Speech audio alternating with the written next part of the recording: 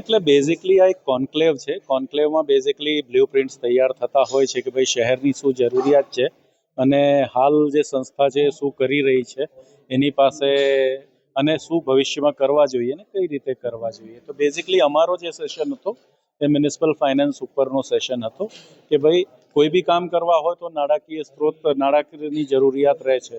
તો હાલની શું પરિસ્થિતિ છે અને નવા અમે કઈ રીતે એને મેનેજ કરીશું. તો એના માટેના અલગ અલગ જે ઓપ્શન્સ હતા, જુદા જુદા જે પેનલિસ્ટ એક્સપર્ટ્સ હતા એ લોકો એમના કમેન્ટ્સ આપ્યા છે કે ભાઈ ભવિષ્યમાં કયા કયા ઓપ્શન્સ અમે સિલેક્ટ કરી શકીએ. ધારો કે અમે મ્યુનિસિપલ બોન્ડ પબ્લિક ઇસ્યુ લાવી શકીએ, અથવા તો કાર્બન ક્રેડિટ થયો, અથવા તો ક્લાઇમેટ ફાઇનાન્સિંગ, વોટર ક્રેડિટ, જે નવા નવા ક્લાઇમેટ ફાઇનાન્સિંગના માધ્યમો આવે છે એના ઉપરનું એક ઓપન ફોરમ પર ચર્ચા હતી. આ ચર્ચાનું જે છે એ નિષ્કર્ષ નીકળશે અને નિષ્કર્ષ પરથી વ્હાઇટ પેપર જેવું બનાવીને એ લોકો રાજ્ય સરકારમાં સબમિટ કરશે.